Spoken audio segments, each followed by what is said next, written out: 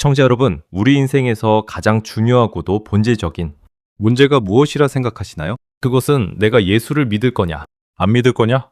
라고 하는 이 문제가 우리 인생에서 가장 중요하고 본질적인 문제란 점을 살펴보려 합니다. 예수를 믿고 안 믿고의 문제는 내가 누구냐의 문제이고 주인이 누구냐에 관한 문제가 달려있는 우리의 본질의 문제라고 성경은 말씀합니다.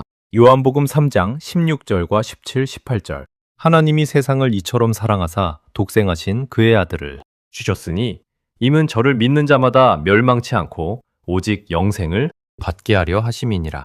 하나님이 자기 아들을 세상에 보내신 것은 세상을 심판하려 하심이 아니요 오히려 저로 말미암아 세상이 구원을 받게 하려 하심이니 저를 믿는 자는 심판을 받지 않으나 믿지 아니하는 자는 하나님의 독생하신 아들의 이름을 믿지 아니하므로 이미 심판을 받았느니라. 우리 히브리서 9장 27절입니다. 한 번 죽는 것은 사람에게 정하신 것이요 그 후에는 심판이 있나니 그랬습니다. 교회 안이나 교회 바깥이나 사람들이 어떤 생각을 가지고 있느냐면 예수 믿지 않는 게 왜 죄냐? 이거는 우리가 종교의 자유가 있는 건데 아니 우리가 뭐 불교를 믿을 수 있는 거고 뭐 또 힌두교를 믿을 수 있는 거고 또 뭐 이슬람교를 믿을 수 있는 거고 그런 거지. 우리가 왜 꼭 예수를 믿어야 되냐? 예수를 믿고 안 믿고는 사람들이 종교의 자유, 이게 또 헌법에서도 이거를 보장해주고 있지 않습니까? 종교의 자유, 언론의 자유가 있듯이 또 종교의 자유, 이게 종교의 자유가 있다. 이 생각을 가지고 있습니다. 이게 딱 사람들이 생각 속에 딱 고정이 돼 있습니다. 그러니까 뭐 예수 믿으라고 강요하면 안 되는 거고 그리고 이게 모든 종교가 다 평등하다고 생각을 하고 그러니까 어떤 종교를 믿든 그거는 뭐 사람들에게 있는 자유니까 꼭 예수만 믿어야지 된다고 얘기하지 말아라. 이런 생각들을 가지고 있는 겁니다. 이걸 죄라고 생각하지 않는 이 문제. 예수를 안 믿는 것이 이것이 죄다 라고 생각하지 않는다. 이게 하나님의 관점에서 보면 이게 엄청난 문제인데 이게 굉장히 큰 문제인데 마귀는 이것이 사람들에게 별로 그렇게 큰 문제가 아닌 것처럼 그렇게 만들어 버렸습니다. 이 예수를 믿고 안 믿고의 이 문제가 어떤 문제냐? 이게 굉장히 큰 문제인데 이게 얼마나 이게 큰 문제냐면 예수 믿고 안 믿고의 문제는 우리가 심판을 받느냐, 심판을 받지 않느냐의 문제입니다. 요한복음 3장 18절 말씀에 저를 믿는 자는 심판을 받지 아니하는 것이요. 믿지 아니하는 자는 하나님의 독생하신 아들의 이름을 믿지 아니함으로 벌써 심판을 받은 것이니라. 믿는 사람들에게는 심판이 없습니다. 심판받지 않는다. 그랬습니다. 저를 믿는 자는 심판을 받지 않으나 그 예수를 믿으면 심판을 받지 않는다. 그럽니다. 태어나서 그냥 어떤 환경 속에서 익숙하게 자라나는 환경이 있지 않습니까? 그 예수 모르는 가정, 믿지 않은 가정에서 이렇게 태어나서 그냥 이렇게 살다가 보면 그게 그냥 익숙한 환경 속에서 이렇게 자란다 말입니다. 그리고 생각이 굳어지는 거잖아요. 예수를 믿지 않은 것이 죽을 죄다. 이것이 심판받을 죄다. 경우에 따라 이런 생각을 한 번이라도 하고 사는 사람이 없다 라는 것일 텐데요. 내가 예수 안 믿는데 이게 죄다? 라고 하는 그 찔림조차도 없기 때문에 예수 안 믿는 것을 죄라고 생각을 안 한단 말이죠. 이게 죄가 될 수 없다. 이게 어떻게 죄냐? 종교의 자유가 있는 나라에서 아니 예수 안 믿는 게 어떻게 죄가 되지? 죄가 될 수 없다고 생각하는 게 보편적인 생각이지 않습니까? 그런데 이 세상에서 사람들의 관점은 예수 믿지 않는 것이 죄라고 하는 생각을 주지 않잖아요.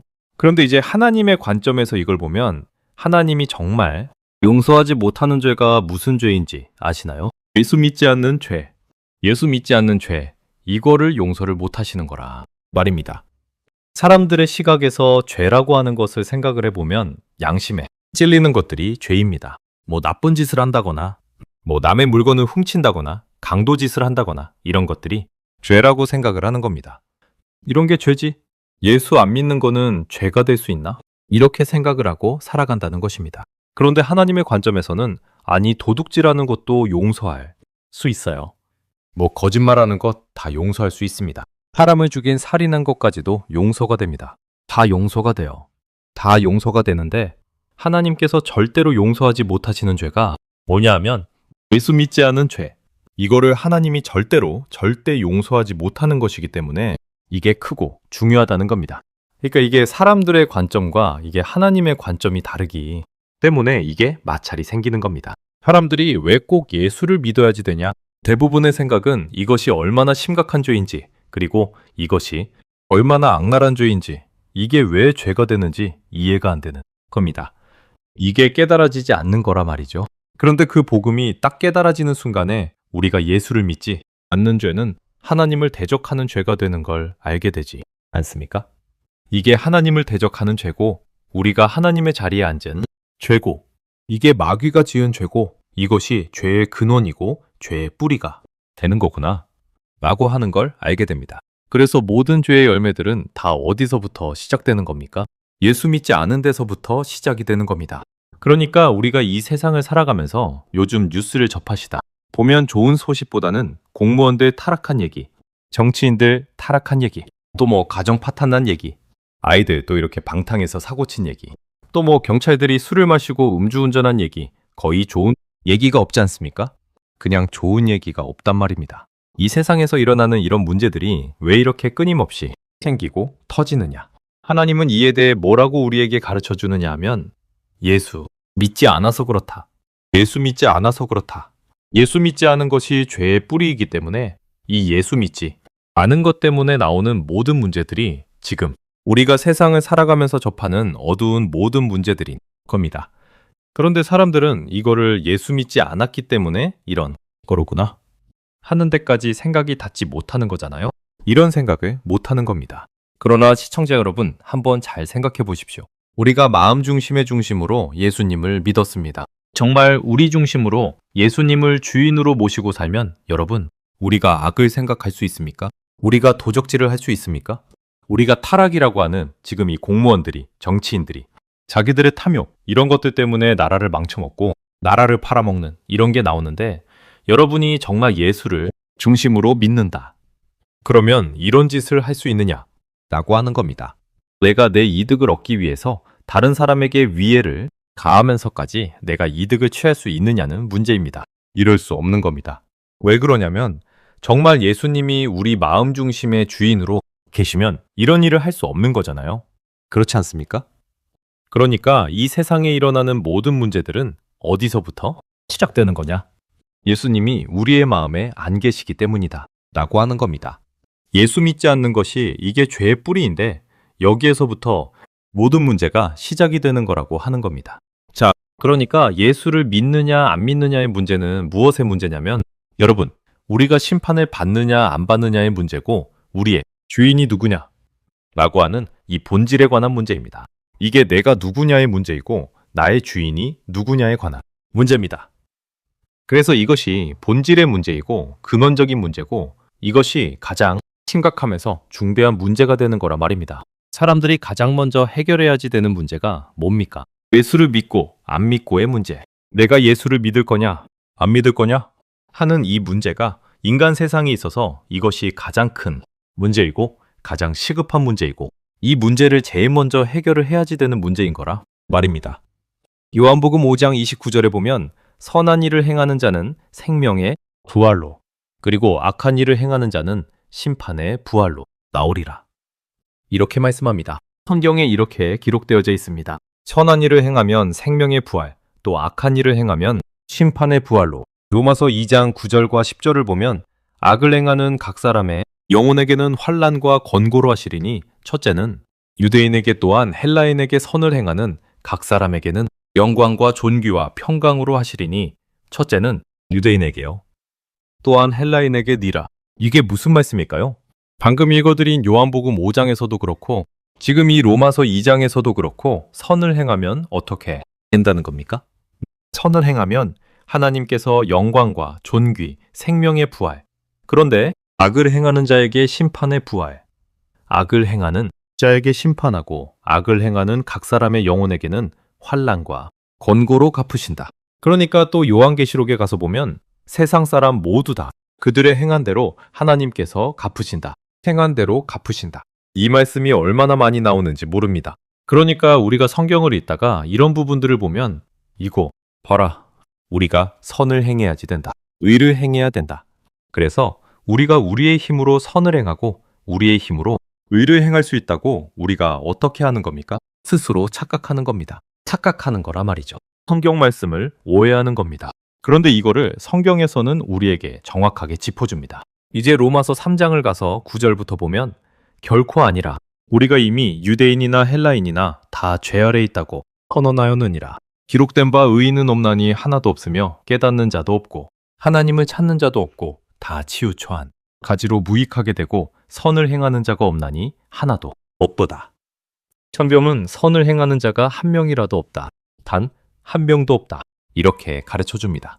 선을 행하는 자가 한 명도 없다. 성경이 이걸 얘기하고 있는 겁니다. 시청자 여러분, 선을 행하면 생명의 부활로 온다. 선을 행하는 자에게는 존귀와 영광으로 갚아준다.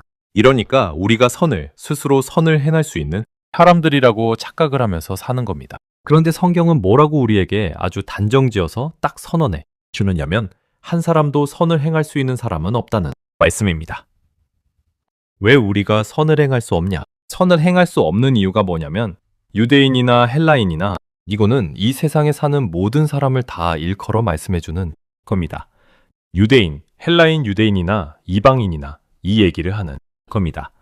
다 무엇 아래 있다고 말씀합니까? 죄 아래 있다. 죄 아래 있다. 그래서 로마서 3장 23절에 뭐라 그러냐면 모든 사람이 죄를 범하였음에 여기는 한 사람도 예외가 없습니다. 그냥 다 죄를 범한 겁니다. 모두가 다 죄인인 겁니다. 다 죄를 범하여서 하나님의 영광에 이르는 사람이 없는 겁니다. 성경이 이 세상에 사는 모든 사람을 죄 아래 있다.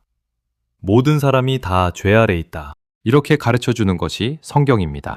이사야 61장에서는 마음이 상한 자, broken heart, 우리의 심령이 깨져 있는 상태로 우리가 태어나는 거라는 말입니다. 그러니까 마음이 상한 자, 이 심령이 깨져 있는 사람들은 다 어떤 사람이냐? 포로되고 갇힌 자다. 그런데 누구에게 포로가 되고 갇힌 거냐? 죄 아래 죄의 포로가 되고 갇힌 거다. 죄의 포로가 되고 죄에 갇힌 상태라 가르쳐 주는 겁니다. 그런데 이 죄의 권세를 누가 가지고 있습니까? 마귀. 사단 마귀가 가지고 있으니까 궁극적으로 우리는 누구에게 갇힌 자란 겁니까? 마귀에게 갇힌 자. 마귀에게 갇히고 마귀에게 포로가 되고 마귀에게 종노릇하는.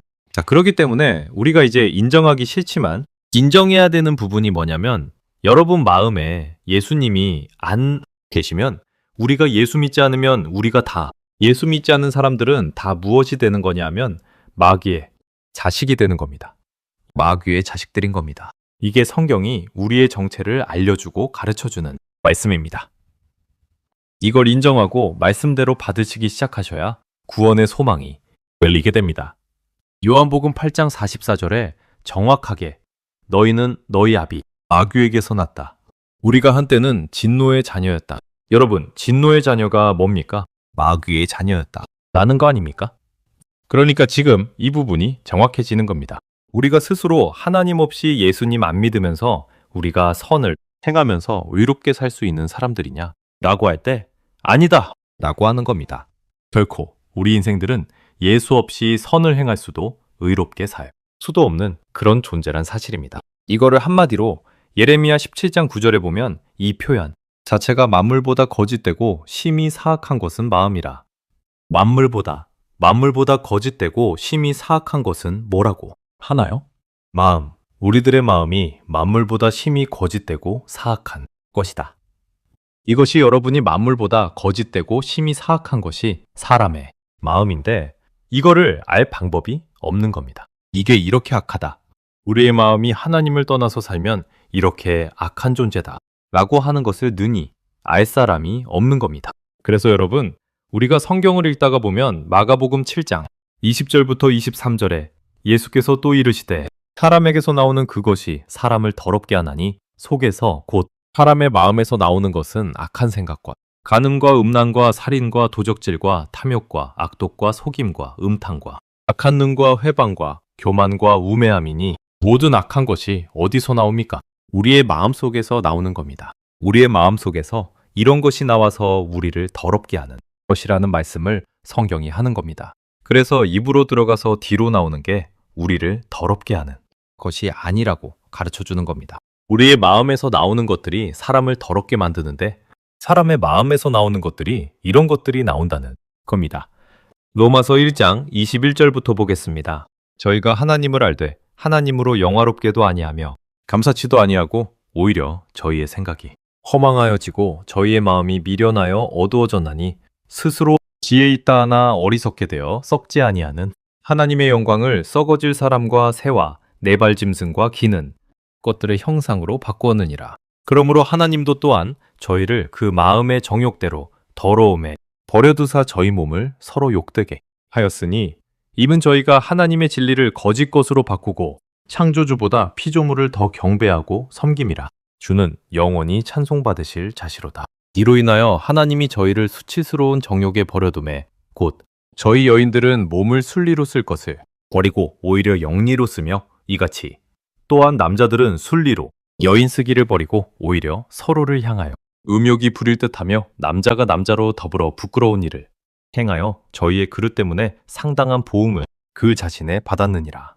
또 저희가 지식 가운데 하나님 두기를 싫어하매 하나님이 저희를 상실한 마음에 내버려 두사 합당치 못한 일을 하게 하셨으니 곧 모든 불의와 음행과 사악함과 탐욕과 악의가 가득한 자요 시기와 살인과 분쟁과 속임과 악독이 가득한 자요 수군하는 자요 비방하는 자요 하나님을 미워하는 자요 모욕하는 자요 교만한 자요 자랑하는 자요 악을 도모하는 자요 부모를 거역하는 자요 우매한 자요 신의가 없는 자요 무정한 자요 화해치 않는 자요 무자비한 자라. 자, 이게 다 어디에서부터 나온다는 겁니까? 우리의 마음, 생각에서부터 이런 게 다 나온다는 얘기입니다. 왜 그런 겁니까? 우리의 지식 가운데, 우리의 생각 가운데 하나님 두기를 싫어하니까 이런 생각들이 나오는 겁니다. 이런 마음에서부터 이런 것들이 다 나오는 거라고 말씀해 주고 있는 겁니다. 고린도전서 5장 9절 10절에 보고 또 고린도전서 6장 9절 10절을 보면 불의한 자들이 하나님의 나라를 유업으로 받지 못할 줄 너희가 알지 못하느냐. 속임을 받지 말라. 음행하는 자, 우상 숭배자, 간음하는 자, 여자 행세하는 자, 동성 연애자, 도적이나 탐내는 자, 술 취하는 자, 후욕하는 자, 착취하는 자들은 하나님의 나라를 유업으로 받지 못하느니라. 갈라디아서 5장 19절부터 21절까지 이제 육신의 일은 현저하니 곧 간음과 음행과 더러운 것과 호색과 우상 숭배와 술수와 증오와 불화와 투기와 분냄과 쟁투와 난동과 이단과 시기와 살인과 술, 취함과 방탕과 또 그와 같은 것들이라. 전에도 역시 너희에게 경계한 것 같이 거듭 경계하노니 이런 일을 행하는 자들은 하나님의 나라를 유업으로 받지 못하느니라. 여러분, 왜 사람들이 이런 일을 행하느냐? 이런 일을 행하는 데는 이유가 있습니다. 정확한 이유가 뭘까요? 예수 믿지 않기 때문에. 예수 믿지 않기 때문에 이런 일을 행한다 라고 하는 것이 성경의 답입니다. 이게 성경입니다. 이 하나님의 답은 뭐냐? 예수 믿지 않으니까 이런 일을 행한다 라고 하는 겁니다. 마음에 예수님이 안 계시니까 마음에서 이러한 생각들이 끊임없이 올라오는데 그냥 우리는 이거를 싹 감추고 우리가 선언한 것처럼 가장하고 위장하는 것뿐입니다. 우리의 마음은 만물보다 거짓되고 심히 사악하고 부패한 겁니다. 만물보다 심히 부패했어요. 만물보다 거짓됐어요. 아주 심히 사악한 것이 사람의 마음입니다. 사람의 마음.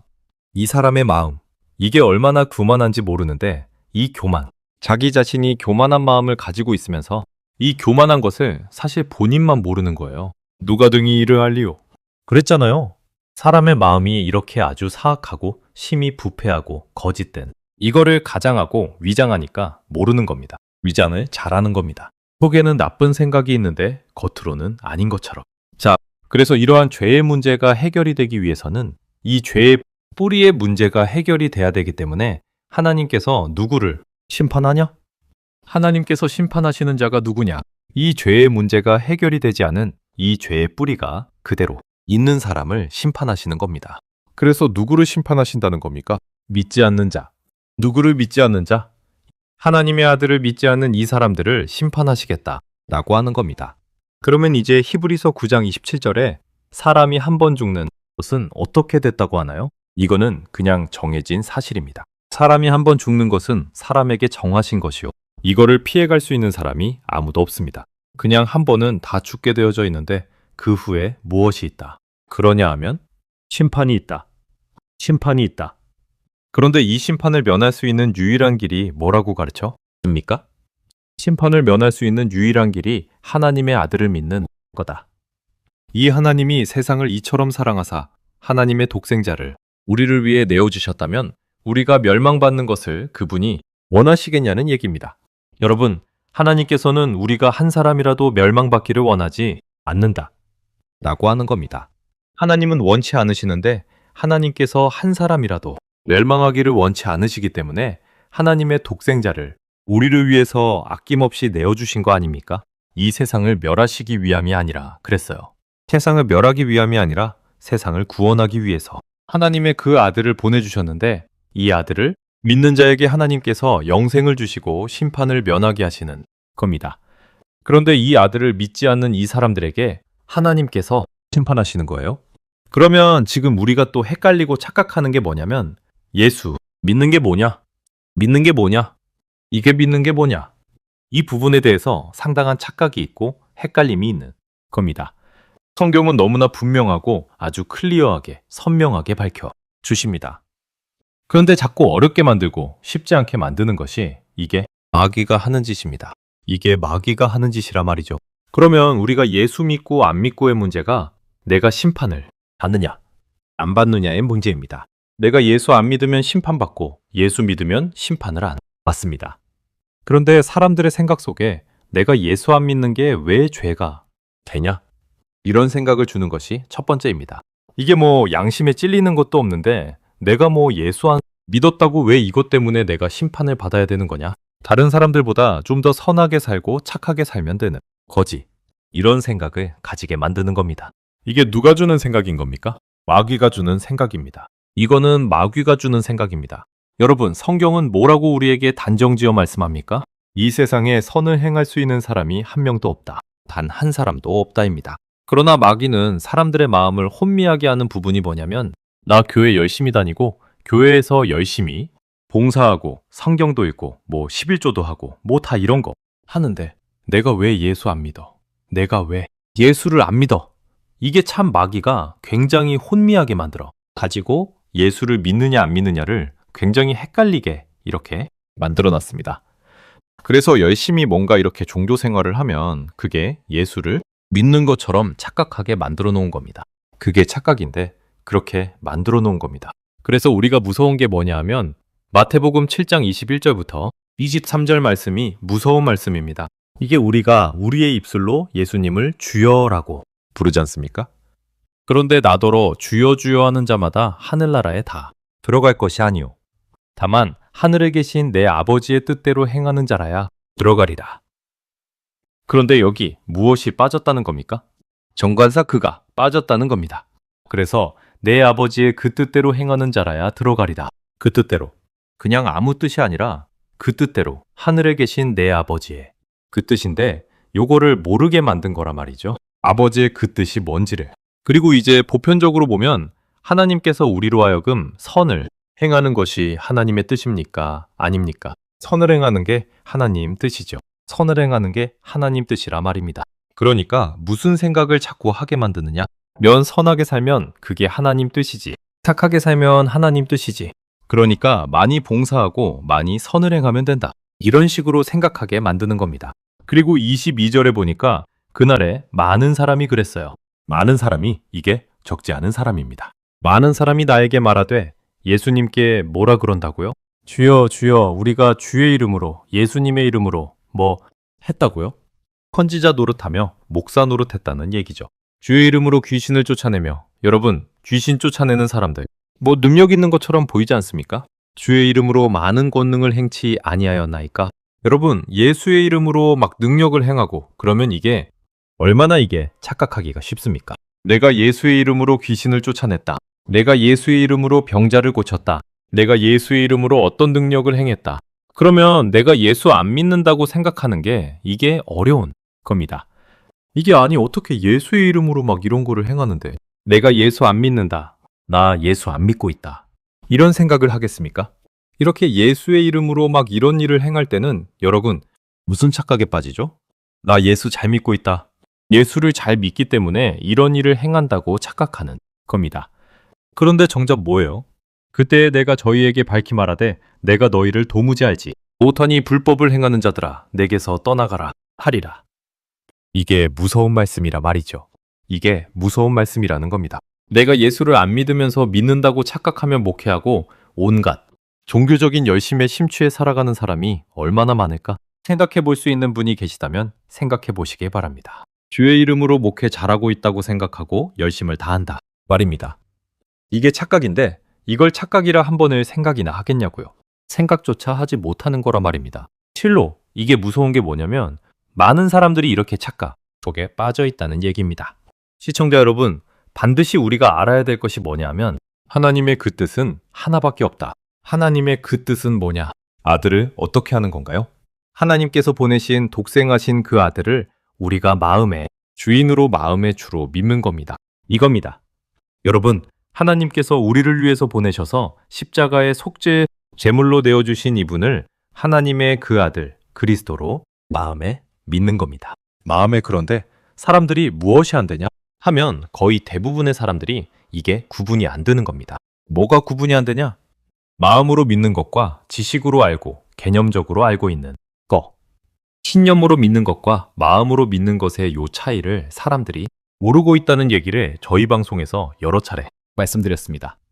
아는 것과 마음에 믿는 것의 차이, 딱 요게 눈에 들어오면 그냥 마음으로 팍 믿어지기만 하면 이 두 가지가 확 구분이 돼서 너무나 이게 절실하게 다르다 라고 하는 걸 알게 되는데 요게 안 되니까 계속 혼동하는 겁니다. 혼동이 되게 되면 마음으로 믿고 있는데 나 믿는 건데? 난 믿는 건데? 그런데 안 믿고 있으면서 자꾸 믿고 있다고 이러는 사람들이 너무나 많은 겁니다. 너무나 많은 거예요. 이게 왜 이렇게 중요한 줄 아십니까? 여러분, 예수를 안 믿는 것이 영원한 심판을 받을 만큼 이게 중요한 문제인데 이게 왜 이렇게 중요하냐면 이게 본질에 관한 문제이기 때문에 그렇다는 얘기입니다. 이 본질에 관한 문제, 이게 뿌리에 관한 문제이기 때문에 그렇다. 여러분, 예수 안 믿으면 죄의 뿌리에 우리가 그대로 있는 겁니다.